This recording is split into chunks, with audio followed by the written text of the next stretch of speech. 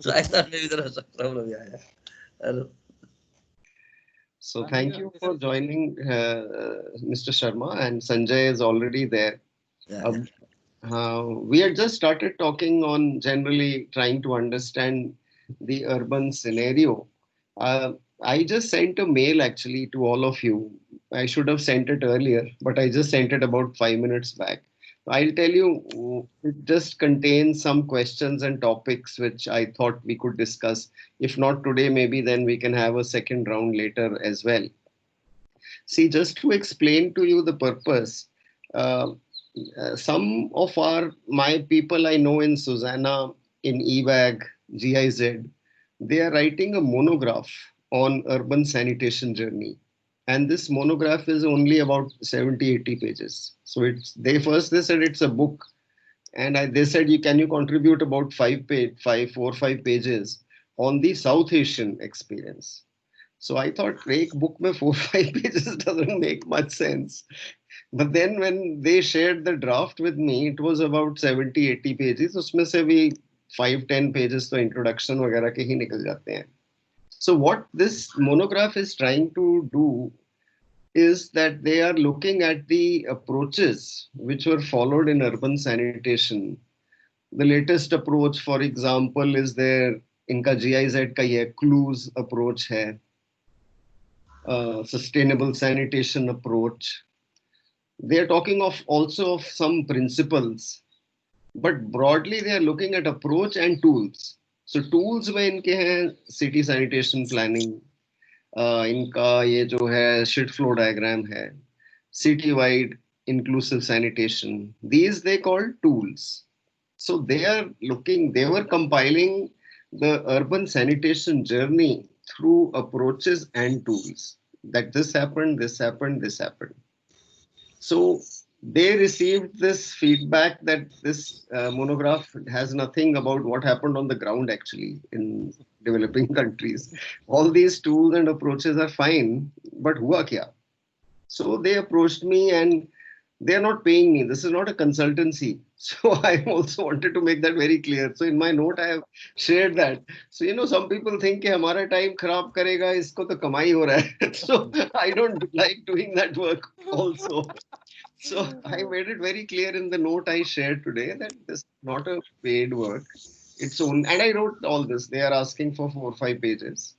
And I am doing it because it's not a research also. So I am doing it at best from secondary sources and people like you, whom I know I can reach out. Because 4 or 5 pages, I can't write a whole history of Nepal, India, Pakistan. It is just saying that on this topic of what was the sanitation thinking, how it evolved, very briefly and in very sharp wording without using much text. I just wanted to convey हुआ क्या पिछले five decades or so. Since India, Pakistan have this same partition, so hamara, and even Bangladesh, we have somewhat very similar institutional backgrounds. हमारा वही PhD है, हमारा district administration वैसा ही है. Municipalities का structure है. In fact, I was talking to Sanjay, हमारा definition of urban भी is quite similar in at least Pakistan and Bangladesh, India. Our definition of urban is 75% people not engaged in agriculture and density of population should be more than 400. कुछ is per square kilometer. इसको हम urban कह लेते हैं. But then, as you see in Nepal, it is all about politics. So finally, what area gets designated as urban is nothing to do with these definitions. वो election के आसपास आते ही many rural areas become urban. हाँ, बताओ Sanjay. No, I was telling you, post enactment of the constitution, there are three or four clear definitions of what is that would constitute a municipality. So first is the population per hectare that is there, and income levels, how much revenue they earn. So that would define municipality per se. But the discourse that led to the increment of the municipalities during the making of constitution is primarily based on politics, right, Suman sir? They wanted to bring in more and more at the governance of the municipality. So they try to lump many of them the villages and increase the number of municipalities. But the definition as such is there. So what I can briefly start with asking you is, for example, when we look at evolution of sanitation journey in South Asia, what was the initial thrust? Was it low-cost urban sanitation or was it sewerage system? What was the thrust in Nepal? I think Mr. Sharma is much more educated. No. I can just say, I don't even, I'm even right, like, just give you my reflections. Well, when you talk about urban sanitation, so I think everything started like around 1990s. Our toilet coverage was only 6%. Okay. So there was actually no sanitation planning as such at that time. So around 6% toilet coverage is like, it was something Kathmandu and some other major cities, towns had that. And sewerage system was also like, only in Kathmandu, mostly. Maybe I don't debarring maybe one or two things I'm not aware of. There was only Kathmandu that was created from years old sewerage systems and people going on annexing that. So largely depended upon houses used to have septic tanks. So the government's role was very limited, extremely limited to this. So after I think around 2000, what happened was this decentralization effect. After the decentralization effect, the ward people started getting a lot of money. Though after 1990 revolution, 1990 democratic movement. But till the 1990, Yeah. say from 1950 to 1990, there was no urban sanitation plan. Well, urban sanitation was mainly the portfolio of municipality. Right. So people used to have septic tanks in their houses. There used to be manual cleaning. People used to come, scavenge, and take away things like organized dislodging of the septic tanks was sort of missing, and you had to look for people to do your own thing. So that was how things were there, and then. And around 1990s, I said that there was a quite enough, some type of sewerage system was there. Like even from the Rana time or even beyond, before to that, there was some traditional sewerage system. So after 1990s, the revolution came, then there were the municipalities were formed and the ward people started getting a lot of money in their municipality. That is, So they didn't know how to spend that. And people had, one of the major concerns was sanitation, but more than sanitation, it was stormwater drainage. Like people used to have a lot of water logging in their areas. So the easiest thing to do was buy some cement pipes and put it there. That will satisfy people's demand, and you'd spend money very quickly, right? So it was a very quick affair, like You just that's some other to sort of buy some cemented pipes, the hume pipes that we call, and put it in the ground. So that continued from around mid 1990s to like around 2015, 10, 15, 12. It started around 2012. I think continued massively that people started putting in a lot of pipes below the ground without much consideration to proper design and discharge and treatment of these facilities. And although they were put in as stormwater drains, many people started connecting them to their own houses because the housing boom also started that time. The housing boom in Kathmandu, I think Kathmandu's growth, catapulted really after mid 1990s when the Maoist movement started coming in. People started migrating from outside. So that correlated very much with this laying of these pipelines. And because there was nothing to do, so there was little control, little administrative control. I think most of the things went to like connecting to this. So whatever was there was Water Supply Sanitation Corporation, Nepal Water Supply Corporation, I think in 1990. Before that, it was Water Supply Sanitation Board. They used to look after some sewerage systems, but I think they were largely sort of what do you call that? Undermined this process because the municipalities, the board chairmen took over and they were laying pipes here and there everywhere.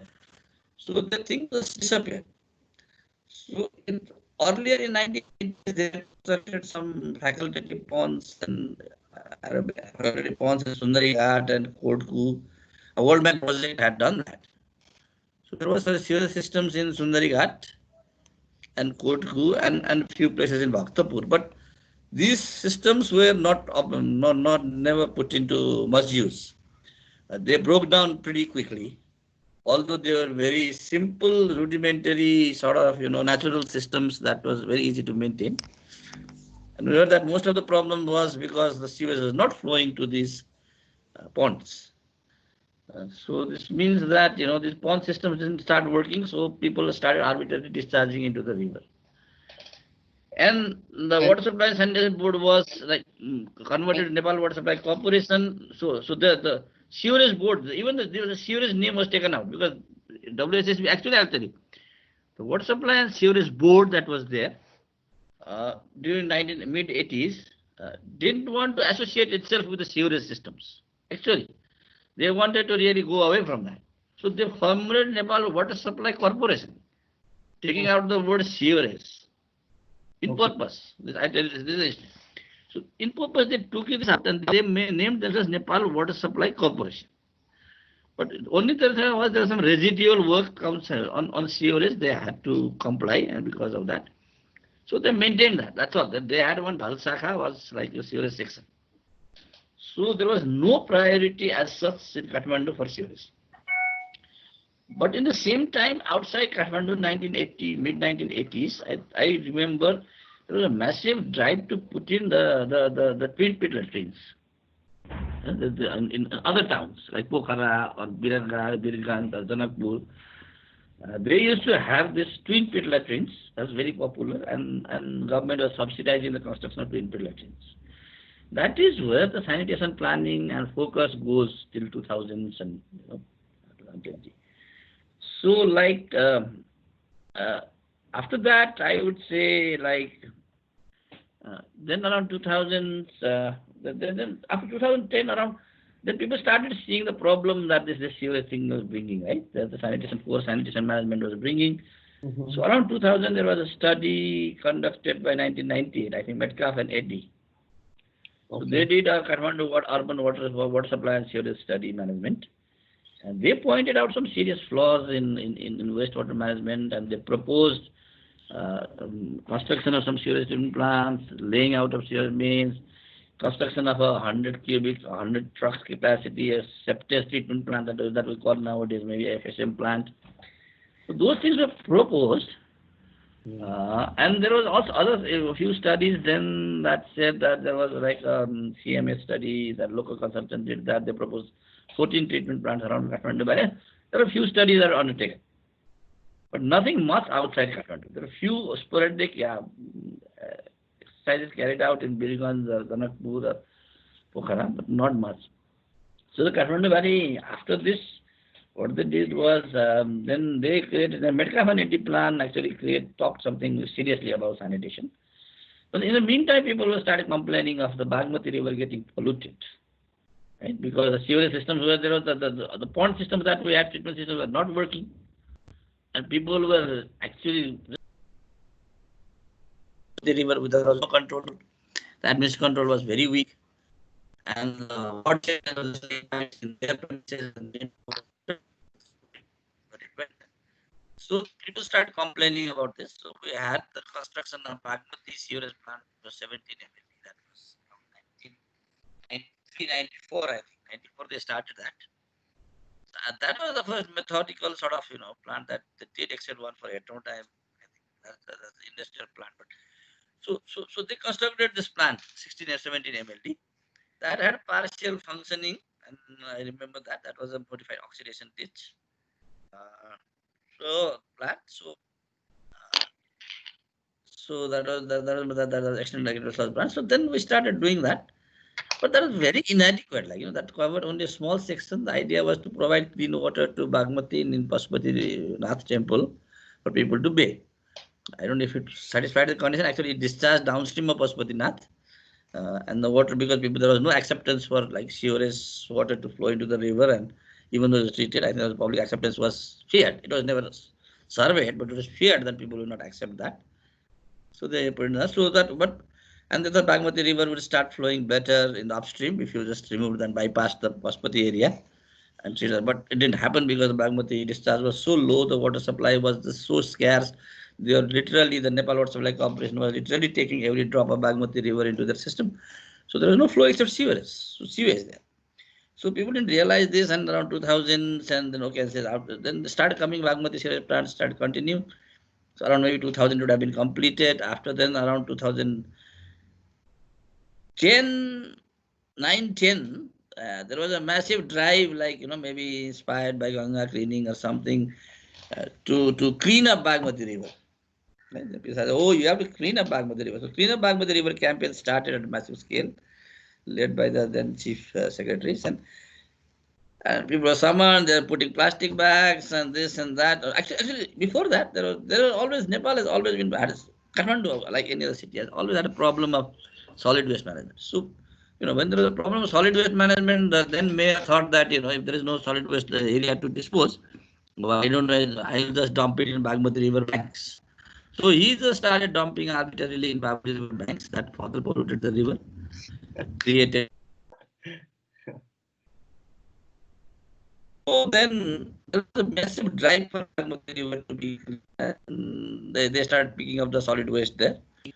But that would not mean anything, because ultimately the source of this pollution was not addressed.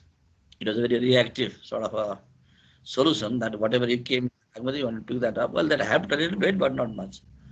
So following that, then I think at least that the beauty of that campaign was that it raised awareness among decision makers that Bagmati had to be clean. Then somebody went to the public litigation in the Supreme Court that there has to be clean, and government is not taking any action. There is no sanitation sewage management in Kathmandu. So then the court actually summoned many secretaries and all this, and so they asked them to prepare a plan and work for it. In the meantime, I think we have, I think Sanjay remember that Mahindra Nature Trust Conservation, they prepared a plan for revival or rejuvenation of Bagmati, and that included a lot of sanitation related issues. But I should also mention one Stanley and Associates Bagmati area development plan or something study was around 1985 or 1980s, around 1990s. We also talked something about sanitation. But there was actually the government's focus was not that, you can say. You can say that it was there at the ward level, municipal level, at ward chairman level, there was understanding, they would invest something. Water Supply Sewerage Corporation, Nepal Water Supply Corporation doing little bit just as an existential factor, because they were compelled to do that. There was not enough heart into it. The sanitation was never taken seriously.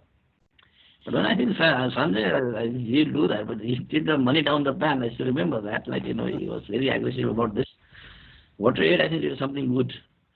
So it's only around 2011 when, then around 2008-9, where the International Year of Sanitation, right?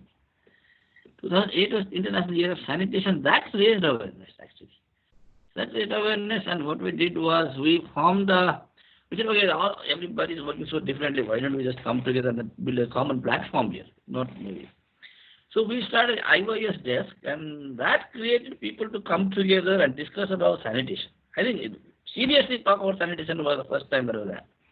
And that was during that time this water money down the pan also came, and I think everybody started realizing sanitation was an issue, and it merited a differential approach from water supplies. Otherwise, before they used to say water supplies, you design a water supply system and put 10% as sanitation cost in the water supply system as a tail-end component that will either be implemented, not be implemented.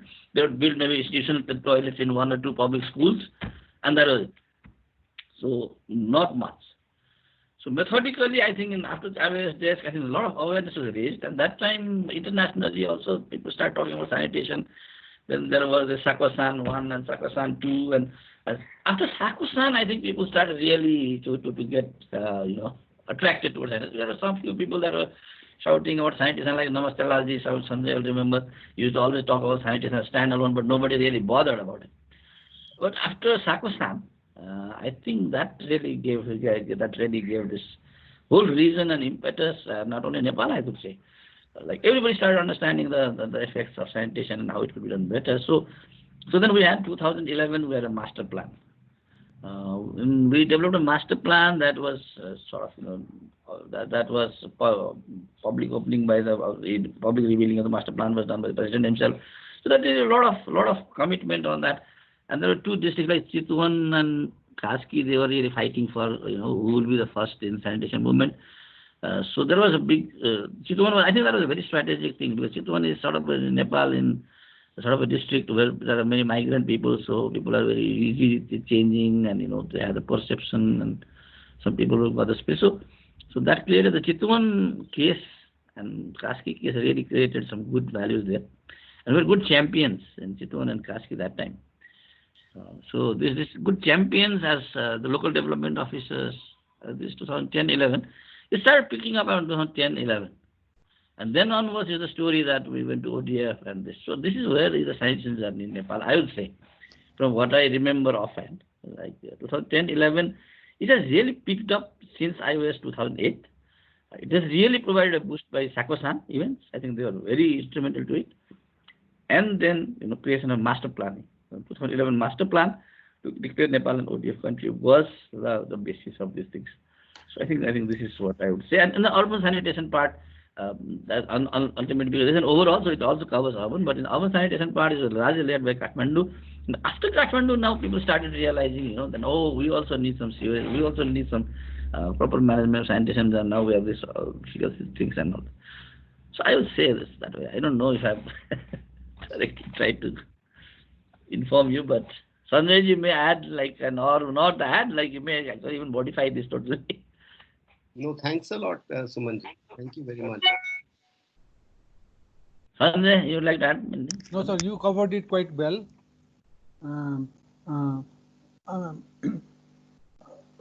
Perhaps from the critic's perspective, one would have hoped that sanitation, as the ODF campaign evolved from 2010 onwards, there was this expectation from citizens and development professionals like me that the government would, piggyback on the momentum that was being created with dedicated urban sanitation programs and investment, regulation, capacity building, and so on and so forth. What happened, Dipender, Suman sir, is my thinking is that sanitation master plan, while it was good in its entirety, largely focus on ODF stuff, toilets, thus forgetting the larger impetus that was necessary for common good on sanitation. That was largely ignored. But now, that said, since 2015-16, there has been serious thinking, series of discussions within the professionals at the policymakers level as well. So now we increasingly see that sanitation is being taken up in the 15 plan, which is up and running as we speak. The government planning document for the next 3 years. There is critical stuff which is very good that would propel Nepal into next level of sanitation journey. But that said, you need investment. No, there are discussions every 2 weeks or so, right, Suman sir, on where to get financing from on sanitation. So things are picking up, Dipender, but that would require political will. I mean, in India, there's a political will led by Modi, Swachh Abhiyan. We see that missing in Nepal. Unless you have that kind of political will, not if not that label, but somewhere in between, you don't get the larger critical mass that is necessary. There's a limit to what there's a limit to the extent that professionals, the sanitation people, can do, but for that to act upon, you need political will. That I think is missing. We've been trying to do something on this. Let's see how it comes about. And off late, there is also bits and pieces sanitation initiatives through, as Suman sir said, either through sanitation planning or city-wide sanitation initiative. Roshan is funding a small technical assistance in one of the municipalities nearby Kathmandu, where we are both, Suman sir and I am part of it. Using the the ISO standard 24521 to pilot it through regulatory measures and then take it to scale through city-wide sanitation planning. So these bits and pieces, island successes are being done by NGOs, by INGOs. And so government is more into sewer stuff, but limited to Kathmandu and a few mega cities. But nationwide investment on sanitation is that what is needed post ODF declaration by the government in September 2019. So we are talking about, we are talking about sanitation movement throughout the country, backed up by political will, investment programs, regulation, and people support. Right, sir? Yeah, maybe a little bit add a little bit to that, Sanjay, or maybe I agree with you to a large extent, but maybe to slightly maybe at a point of departure would be not disagreement, but a point of departure would be that I would say political will is not coming. Okay, but where is the bureaucratic will in this? Because if you're an implementing agency like DWSSM, nationwide network, now maybe slightly reduced, they command like 43 billion rupees of budget every, not 43 billion, say 30 billion at least. They can't, nobody was stopping them from allocating 3 billion or 2 billion or even 5 billion for sanitation, right? Instead of spending so much in water supply, they could have really prioritized and reprioritized their program. So the awareness creating mass is not there. Like, the problem with sanitation is, either it's left like Dipender said before, that governments, bureaucratic channels or people who can make the change makers, which you can say like implementers, are really more interested on easy job like water supply, where you can get water and distribute to people and be like, it's more of a standardized operation mode. Like, you don't want to change the operation mode there. Problem, what happens is, you go to sanitation means whatever has been achieved at ODF, that gave you a lot of color, recognition and whatever, and they could do something, their fanfare. But after that, it's quite difficult, no? Treatment and disposal and going to the value chain is a very, very, very, requires some very thoughtful planning. And that is missing in the circles.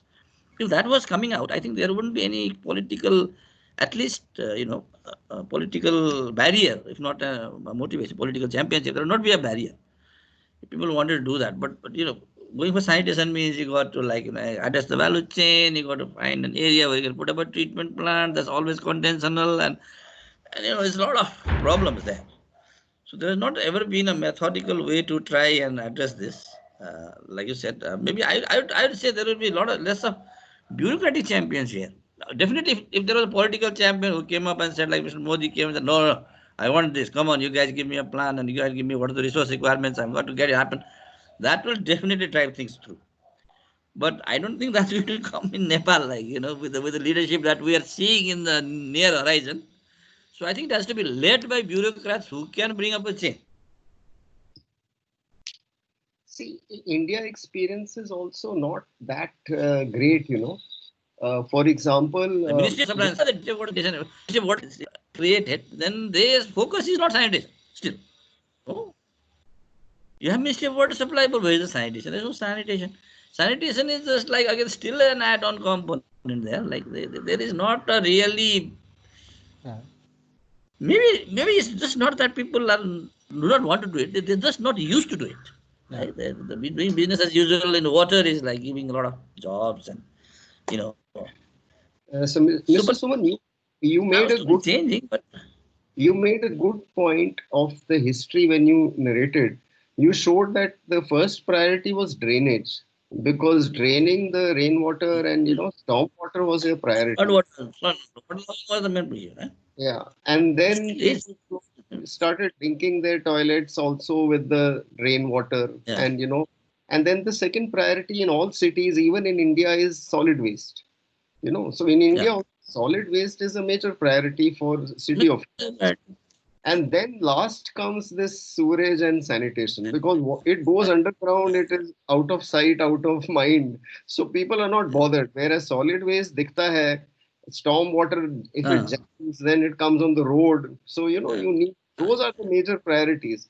But my question to you is that, is there any attempt in Nepal, even for Kathmandu, to come up with a, say, city sanitation plan for the whole town, or to come up with a strategy to, is like you mentioned this Metcalf study of Kathmandu water supply and sewerage. Uh, is there any such one? Is there any such national plan or policy for all towns which promotes, for example, in India, we had JNNURM, Jawaharlal Nehru Urban Mission, and then when Modi came, he came up with 2 or 3 urban plans. So in Nepal, I wanted to know, is sewerage a national priority or not? Or is there any policy or institution geared for that? No, sewerage is not. I will go, Sanjay. You want to take that, or right? No, please go ahead. Please go ahead. No, like we mentioned, no, the National Sanitation Master Plan was a very turning around document, right? It created, it was a changing document. It was a paradigm shifting document. But that, like Sanjay said, it focused overly on ODR. It didn't think beyond ODR, right? So everybody was talking about sanitation ladder, but they didn't know where the ladder was leading to. Like, what are the ladder? Nobody wanted to go to the ladder. There was no floor. There was only the ladder, right? There was not a ceiling that you wanted to land or floor slab. So the problem was, like, sanitation ladder was very very vaguely understood by everybody. So there has not been still an idea to clarify that. But with the CWIS and FSM coming up, and I think, I like, and people like Sanjay making some noise on this. I think people are starting to understand this. Starting to understand it, but we do not have as such a national sanitation master plan again, or a sewerage policy, or they have some sewerage policy in the Ministry of Water Supply, but that's very low priority document. I don't think that carries much value. There is not a national binding sewerage policy. No, there is no receiving water quality standards for rivers, so that you are bound to do this. We're once talking about having a treatment plant based standards, like, on the, no, Sanjay, we participated on that. There are some attempts here and there, but there is not a unified approach. The small towns water supply project is doing something very good work, but those are very sort of, scattered, and they have not been consolidated. I think somebody needs to go and consolidate these things. Yeah, we like both institutional capacity, we like both institutional planning documents, we like those things. Yes. And because we don't have that, the resources is not coming.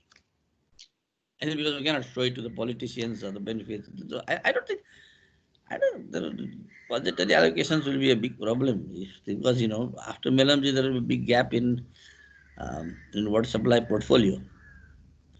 So something has to fill that up. So sanitation can easily come up and fill that up.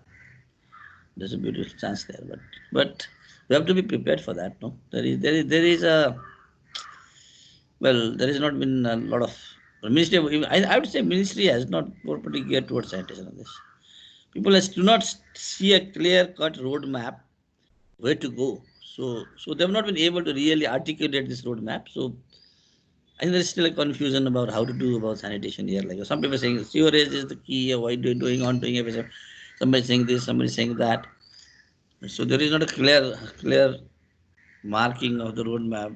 At least, guiding things, guiding lines are missing. So people have not been able to really create a roadmap for this. In India, in 2008, we had an urban sanitation policy, but the policy was, I think, led by GIZ. And the policy was only making general statements and saying that you should have city sanitation plans. So what came out of the National Urban Sanitation Policy 2008 were city sanitation plans.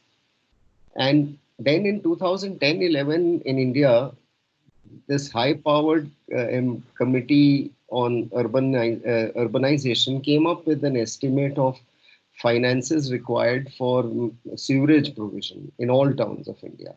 Some multi-billion-dollar estimates they came up with. But at least these were some policy moves addressed at identifying what needs to be done and how much it would cost. Something has been done.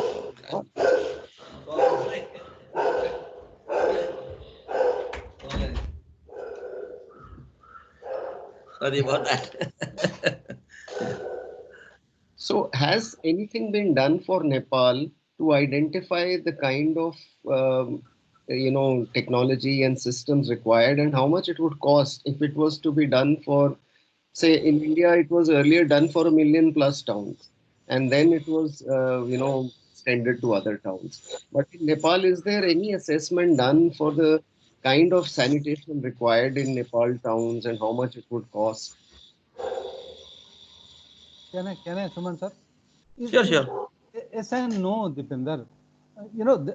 The way I see things is that you have a plan. Plan is quite good in terms of what it wants to do, and underneath that plan there are programs missing, nationwide programs. I see those kind of nationwide programs at least good in India.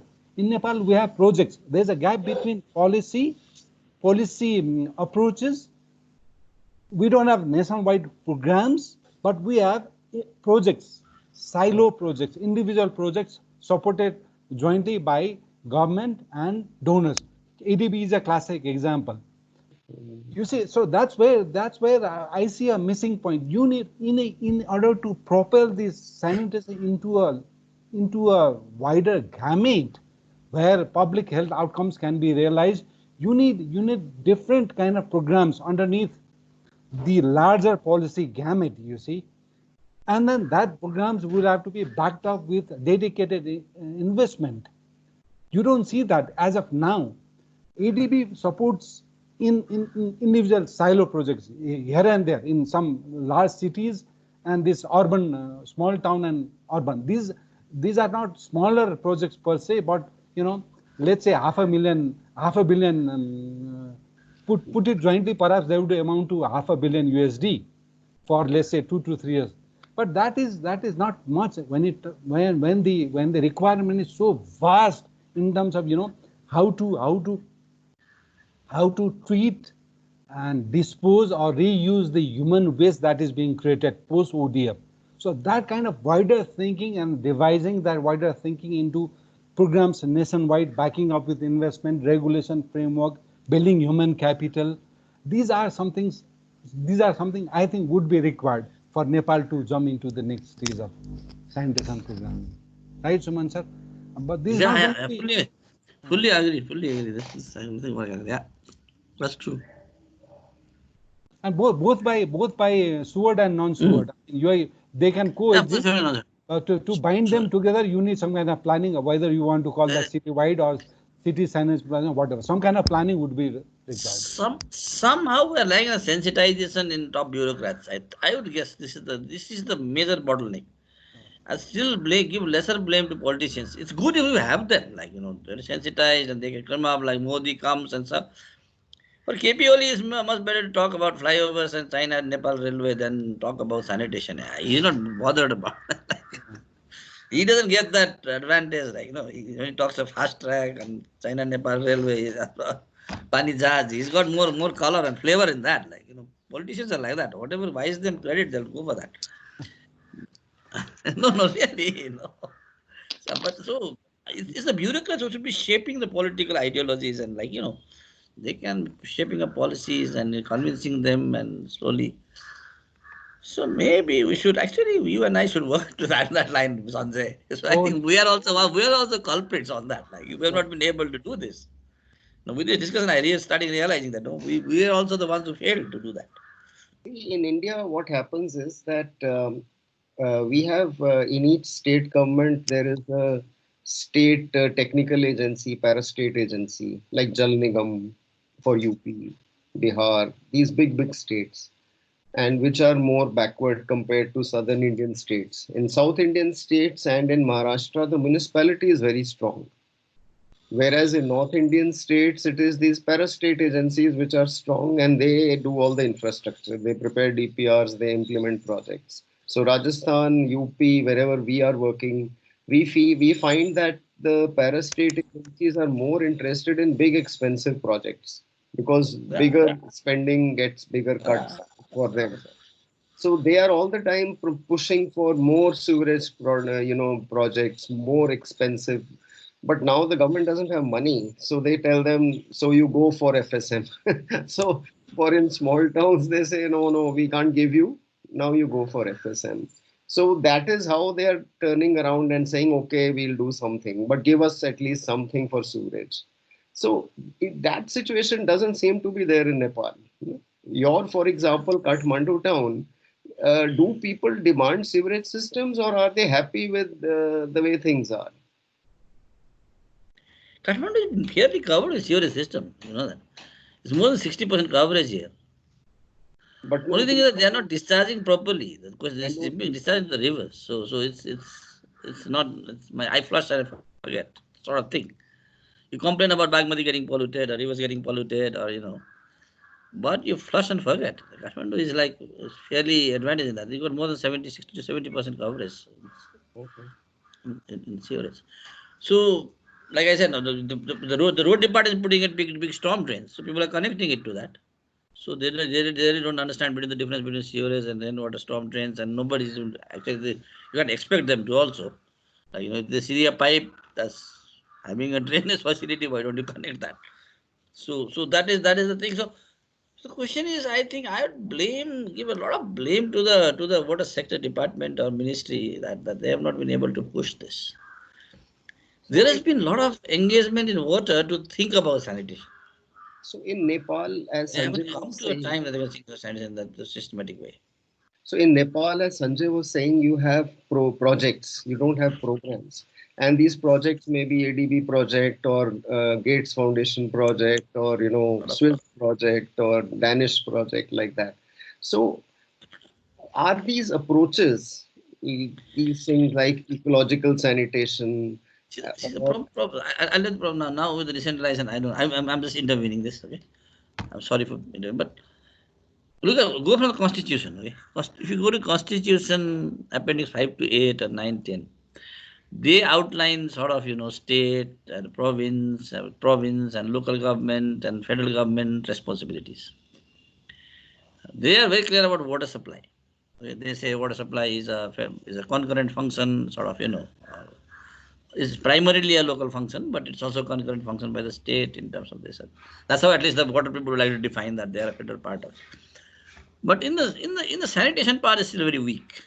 They say sanitation is hygiene sort of thing now, or sanitation whatever you can. So that's not very clear. It gives it a very localized function. It's regarded as a very localized function. So there is not a great importance. You go to the local levels, it's not bad. It can be a local function, that's good. It's managed at the local levels, at the nearest possible level, subsidiarity principle. When you go to the local levels, the capacity for sanitation and water is so weak there.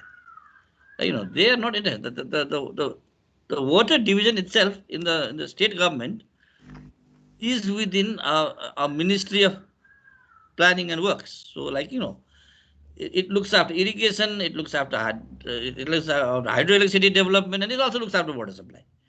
So meaning that already water supply is a small component there. And already within water supply also again sanitation is still smaller component, right? So it is not receiving any priority at the local level where the Constitution perceives that it's a local issue and to be managed and realized. So the local government, but on the other hand, is prioritizing it on the third or fourth tier. Okay, so there is not enough allocation or resources or thinking, at least even thinking going on, because the staffs are very limited, the staff capacity is limited, the cells are not there. So like he's saying, sanitation cell, I think that's why he's saying, sanitation cell have been very important to local governments coming up and realizing the sanitation plan. The question is that there's not enough priority there. When there's not enough priority, then it cannot come up. So the federal government says it's a local government issue. Local government does not have a priority to that or does not have the understanding to that. So these are all intermixed things. And this you mentioned was local. So it's it's very difficult for the local governments to be spending money on sanitation when they have so many other priorities. Like even people don't come and demand sanitation, So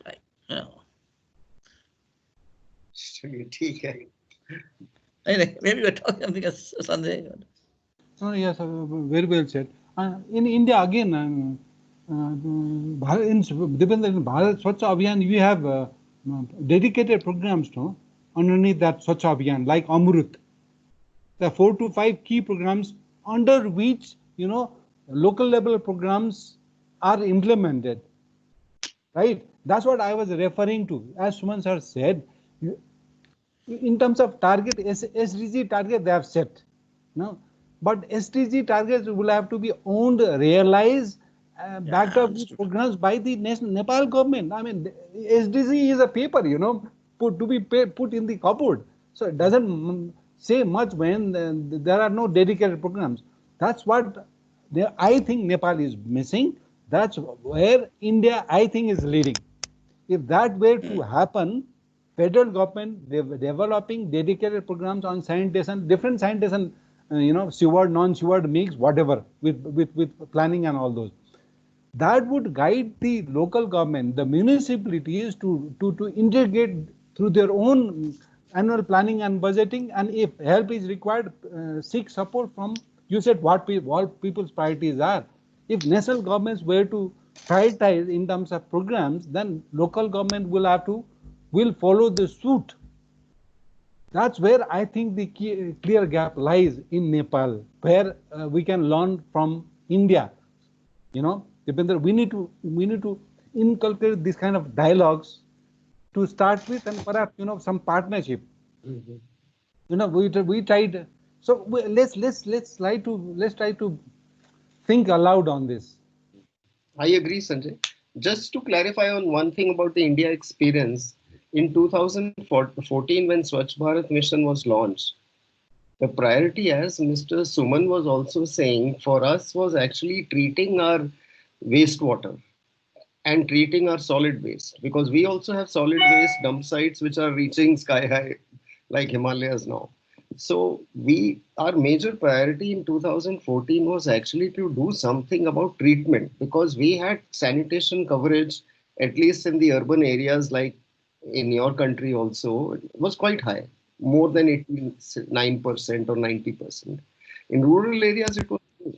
But in rural areas, we didn't need to get into treatment. So what was required in India was actually to ensure that solid as well as our actually got treated. So in 2014, actually nothing was done to ensure that our STPs were operational, that our solid waste sites were being, used, doing decomposting, and they were not just landfill sites. So actually, while you're right that programs were set up, Amrut was there, Smart Cities was there, Swachh Bharat Mission was there, but a lot of focus was on creating infrastructure, whether it is individual toilets or new STPs in sewerage in Amrut and smart cities. But very little money was actually spent and very little effort was spent on ensuring treatment.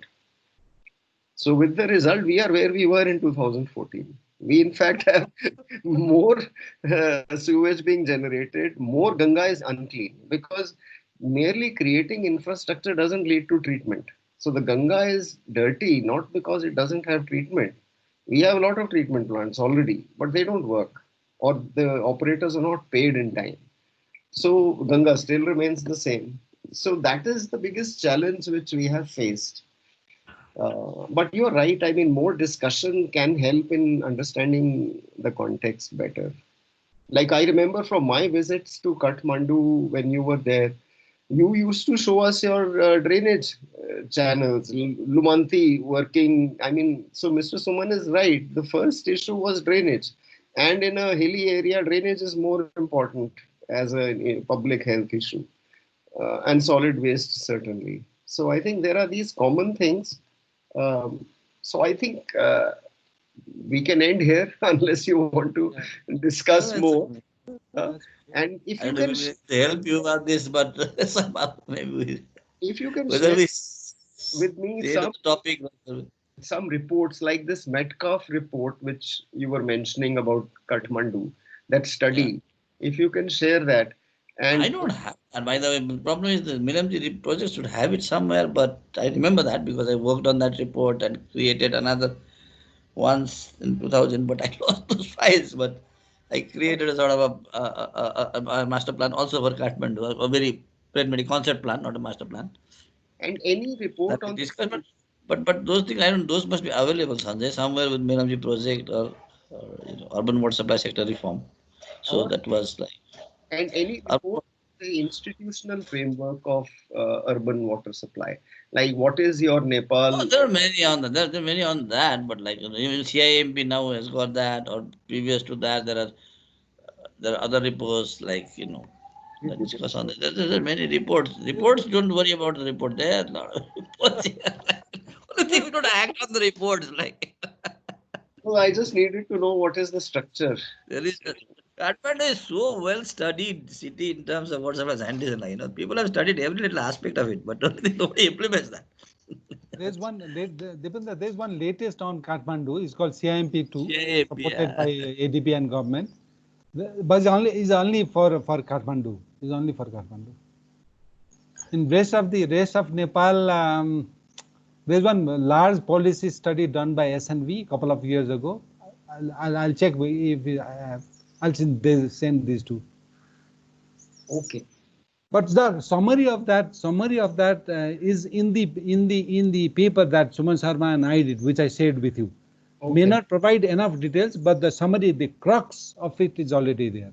Okay. In terms of evolution of plans, policy, and regulation. Regulation is no, but you can get the essence out of that. Okay. Actually, saying yes, I think decentralized, whatever the federalization part has further killed sanitation. Because there was some understanding that is already being developed at the federal level, at the central level, after the success of ODM movement. I think people were really excited, and they didn't know where to go, but they still thought that we need to go further than this. So there was sort of a consensus that was there. But when you the federal constitution, and it was regarded as a local government action portfolio, and suddenly I think everything dispersed away. We could again still have that cohesion back. Yeah, exactly. Very well said. You know what is happening? So federal government backs away on sanitation on the pretext of that it is local responsibility. Local, and the local doesn't have the capacity or understanding or the knowledge or anything. No. Yeah. So you're saying decentralization has killed the movement of. I wouldn't say decentralization. I would say federalization. The federal structure of the government, although the spirit is good, but it is not backed by enough capacity and resources to carry out that spirit into action. No. Maybe it will come after 10 years, but will it be too late? That's the only question I'm talking about here. It must be a proper way of doing it, but was it all right to just leave it at one shot, or like I should have tapered slowly and brought about that. So you're saying had it been under federal government, it would have worked better, or at least tapering strategy, like then it will be better, isn't it? It was guided, mentored by center, owned by provincials, and implemented by locals. I think the 3 tiers of governments would have had some role in each government would have had a role there, specific. And then it would have moved. In India, what happens is there are already a lot of understanding developed at the federal level, at the central level of people. They were starting to understand the merits of sanitation programs. In India, what happens is that these parastate agencies build the infrastructure and then they hand it over to the municipality. But then the municipality cannot maintain them. So it happens here also. Sure. But that's not what we're saying. The more is like getting everybody included in the whole process. This is important, right? They're traveling together in the same car or the same boat or whatever. It has to be there to go there. Okay. Thanks a lot then for your time. Thank you, Devendra. Thanks, Sanjay. Thanks, and we will get reconnected. Let's build the momentum. Sure. I can share we were the force once. Let's do the force again. So nice of you. Thank you for your input. Thank you very much. Thank you.